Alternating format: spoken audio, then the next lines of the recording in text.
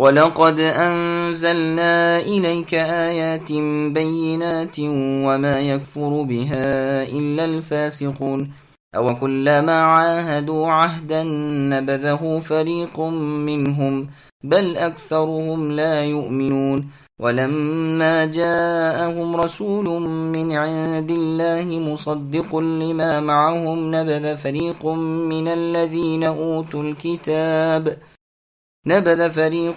من الذين أوتوا الكتاب كتاب الله وراء ظهورهم كأنهم لا يعلمون واتبعوا ما تتلو الشياطين على ملك سليمان وما كفر سليمان ولكن الشياطين كفروا يعلمون الناس السحر وما أنزل على الملكين ببابل هاروت وماروت وما يعلمان من أحد حتى يقولا إنما نحن فتنة فلا تكفر فيتعلمون منهما ما يفرقون به بين المرء وزوجه وما هم بضارين به من أحد إلا بإذن الله ويتعلمون ما يضرهم ولا ينفعهم وَلَقَدْ عَلِمُوا لَمَنِ اشْتَرَاهُ مَا لَهُ فِي الْآخِرَةِ مِنْ خَلَاقٍ وَلَبِئْسَ مَا شَرَوْا بِهِ أَنفُسَهُمْ لَوْ كَانُوا يَعْلَمُونَ وَلَوْ أَنَّهُمْ آمَنُوا وَاتَّقَوْا لَمَثُوبَةٌ مِّنْ عِندِ اللَّهِ خَيْرٌ لَوْ كَانُوا يَعْلَمُونَ۔ اور یقیناً ہم نے آپ کی طرف اے نبی روشن دلیلیں اتاری ہیں جن کا انکار سوائے بدکاروں کے کوئی نہیں کرتا۔ یہ لوگ جب کبھی کوئی عہد کرتے ہیں تو ان کی ایک نہ ایک جماعت اسے توڑ دیتی ہے، بلکہ ان میں سے اکثر ایمان سے خالی ہیں۔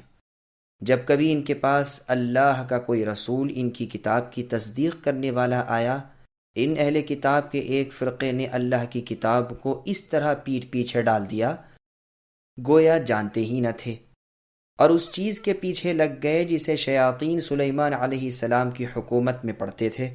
سلیمان علیہ السلام نے تو کفر نہ کیا تھا بلکہ یہ کفر شیطانوں کا تھا۔ وہ لوگوں کو جادو سکھایا کرتے تھے، اور بابل میں ہاروت اور ماروت دو فرشتوں پر جو اتارا گیا تھا، وہ دونوں بھی کسی شخص کو اس وقت تک نہیں سکھاتے تھے جب تک یہ نہ کہہ دیں کہ ہم تو ایک آزمائش ہیں، تو کفر نہ کر۔ پھر لوگ ان سے وہ سیکھتے جس سے مرد و عورت میں جدائی ڈال دیں، اور دراصل وہ بغیر اللہ تعالیٰ کی مرضی کے کسی کو کوئی نقصان نہیں پہنچا سکتے۔ یہ لوگ وہ سیکھتے ہیں جو انہیں نقصان پہنچائے اور نفع نہ پہنچا سکے، اور وہ بالیقین جانتے ہیں کہ اس کے لینے والے کا آخرت میں کوئی حصہ نہیں، اور وہ بدترین چیز ہے جس کے بدلے وہ اپنے آپ کو فروخت کر رہے ہیں۔ کاش کہ یہ جانتے ہوتے، اور اگر یہ لوگ ایماندار متقی بن جاتے تو اللہ تعالیٰ کی طرف سے بہترین ثواب انہیں ملتا اگر یہ جانتے ہوتے۔ سامعین، اب ان آیات کی تفسیر سماعت کیجیے۔ یعنی اے محمد صلی اللہ علیہ وسلم، ہم نے ایسی نشانیاں جو آپ کی نبوت کی صریح دلیل بن سکیں نازل فرما دی ہیں۔ یہودیوں کی مخصوص معلومات کا ذخیرہ، ان کی کتاب کی پوشیدہ باتیں، ان کی تحریف و تبدیل، احکام وغیرہ سب ہم نے اپنی معجز نما کتاب قرآن کریم میں بیان فرما دیے ہیں، جنہیں سن کر ہر زندہ ضمیر آپ کی نبوت کی تصدیق کی طرف مجبور ہو جاتا ہے۔ ہاں، یہ اور بات ہے کہ یہودیوں کو ان کا حسد و بغض روک دے، ورنہ ہر شخص جان سکتا ہے کہ ایک امی شخص سے ایسا پاکیزہ خوبیوں والا اور حکمتوں والا کلام بن نہیں سکتا۔ ابن عباس رضی اللہ عنہما فرماتے ہیں کہ ابن سور یا قطوینی نے رسول اللہ صلی اللہ علیہ وسلم سے کہا تھا کہ آپ کوئی ایسی چیز نہیں لائے جسے ہم پہچان لیں، نہ آپ کے پاس کوئی روشن دلائل ہیں۔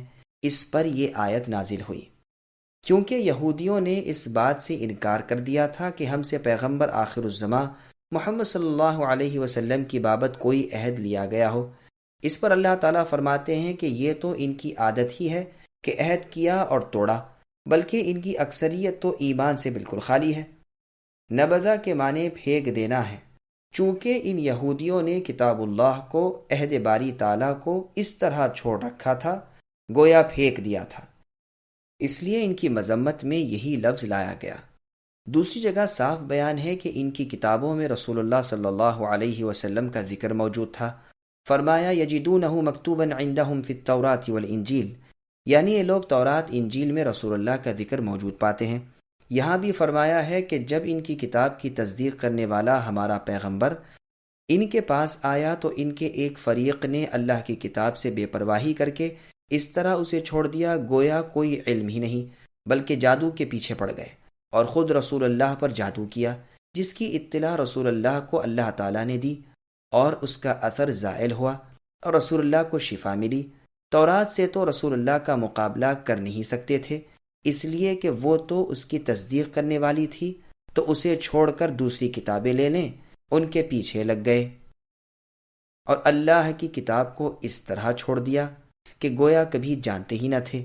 نفسانی خواہشات تو سامنے رکھ لیں اور کتاب اللہ کو پیٹھ پیچھے ڈال دیا۔ یہ بھی کہا گیا ہے کہ راگ باجے کھیل تماشے اور اللہ کے ذکر سے روکنے والی ہر چیز ما تتلو الشیاطین میں داخل ہے۔ یہود کا سلیمان علیہ السلام کو جادوگر کہنا جھوٹ ہے۔ ابن عباس رضی اللہ عنہما فرماتے ہیں کہ سلیمان علیہ السلام کے پاس ایک انگوٹھی تھی، جب آپ پاخانے کے لیے جاتے تو اپنی بیوی جرادہ کو وہ دے جاتے۔ جب سلیمان علیہ السلام کی آزمائش کا وقت آیا تو اس وقت ایک شیطان جن آپ کی صورت میں آپ کی بیوی کے پاس آیا اور انگوٹھی طلب کی، جو انہوں نے دے دی۔ اس نے پہن لی اور تخت سلیمانی پر بیٹھ گیا۔ تمام جنات وغیرہ حاضر خدمت ہو گئے، وہ حکومت کرنے لگا۔ ادھر جب سلیمان علیہ السلام واپس آئے اور انگوٹھی طلب کی تو جواب ملا تو جھوٹا ہے۔ انگوٹھی تو سلیمان علیہ السلام لے گئے۔ آپ نے سمجھ لیا کہ اللہ کی طرف سے آزمائش ہے۔ ان دنوں شیاطین نے جادو، نجوم، کہانت، شعر و اشعار اور غیب کی جھوٹی سچی خبروں کی کتابیں لکھ لکھ کر سلیمان علیہ السلام کی کرسی تلے دفن کرنی شروع کر دیں۔ آپ کی آزمائش کا یہ زمانہ ختم ہو گیا۔ آپ پھر سے تخت و تاج کے مالک ہوئے۔ عمر طبعی کو پہنچ کر جب رحلت فرمائی تو شیاطین نے انسانوں سے کہنا شروع کیا کہ سلیمان علیہ السلام کا خزانہ اور وہ کتابیں جن کے ذریعے سے وہ ہواؤں اور جنات پر حکمرانی کرتے تھے، ان کی کرسی تلے دفن ہے۔ چونکہ جنات اس کرسی کے پاس نہیں جا سکتے تھے، اس لیے انسانوں نے اسے کھودا تو وہ کتابیں برآمد ہوئیں۔ بس ان کا چرچا ہو گیا اور ہر شخص کی زبان پر چڑھ گیا کہ سلیمان علیہ السلام کی حکومت کا راز یہی تھا، بلکہ لوگ سلیمان علیہ السلام کی نبوت سے انکاری ہو گئے اور آپ کو معاذ اللہ جادوگر کہنے لگے۔ رسول اللہ صلی اللہ علیہ وسلم نے اس بات کی عقدہ کشائی کی اور فرمان باری نازل ہوا کہ جادوگری کا یہ کفر تو شیاطین کا پھیلایا ہوا ہے، سلیمان علیہ السلام اس سے بری الذمہ ہے۔ ابن عباس رضی اللہ عنہما کے پاس ایک شخص آیا۔ آپ نے پوچھا کہاں سے آئے ہو؟ اس نے کہا عراق سے۔ فرمایا عراق کے کس شہر سے؟ اس نے کہا کوفے سے۔ پوچھا وہاں کیا خبریں ہیں؟ اس نے کہا وہاں باتیں ہو رہی ہیں کہ علی رضی اللہ عنہ انتقال نہیں کر گئے بلکہ زندہ روپوش ہیں اور عنقریب آئیں گے۔ آپ کانپ اٹھے اور فرمانے لگے اگر ایسا ہوتا تو ہم ان کی میراث تقسیم نہ کرتے اور ان کی عورتیں اپنی عدت گزارنے کے بعد دوسرا نکاح نہ کرتی۔ سنو، شیاطین آسمانی باتیں چرا لیا کرتے تھے اور ان میں اپنی باتیں ملا کر لوگوں میں پھیلا دیا کرتے تھے۔ سلیمان علیہ السلام نے یہ تمام کتابیں جمع کر کے اپنی کرسی تلے دفن کر دیں۔ آپ کے انتقال کے بعد جنات نے وہ پھر نکال لیں۔ وہی کتابیں عراقیوں میں پھیلی ہوئی ہیں اور انہی کتابوں کی باتیں وہ بیان کرتے اور پھیلاتے رہتے ہیں۔ اسی کا ذکر اس آیت وَاتَّبَعُوا مَا تَتْلُو الشَّيَاطِينُ عَلَى مُلْكِ سلیمان میں ہے۔ یہ روایت مستدرک حاکم کی ہے اور اس کی سند حسن ہے۔ اس زمانے میں یہ بھی مشہور ہو گیا تھا کہ شیاطین علم غیب جانتے ہیں۔ سلیمان علیہ السلام نے ان کتابوں کو صندوق میں بھر کر دفن کر دینے کے بعد یہ حکم جاری کر دیا کہ جو یہ کہے گا اس کی گردن ماری جائے گی۔ بعض روایات میں ہے کہ جنات نے ان کتابوں کو سلیمان علیہ السلام کے انتقال کے بعد آپ کی کرسی تلے دفن کر دیا تھا اور ان کے شروع صفحے پر لکھ دیا تھا کہ یہ علمی خزانہ آصف ابن برخیہ کا جمع کیا ہوا ہے، جو سلیمان علیہ السلام کے وزیر اعظم، مشیر خاص اور دلی دوست تھے۔ یہودیوں میں مشہور تھا کہ سلیمان علیہ السلام نبی نہ تھے بلکہ جادوگر تھے۔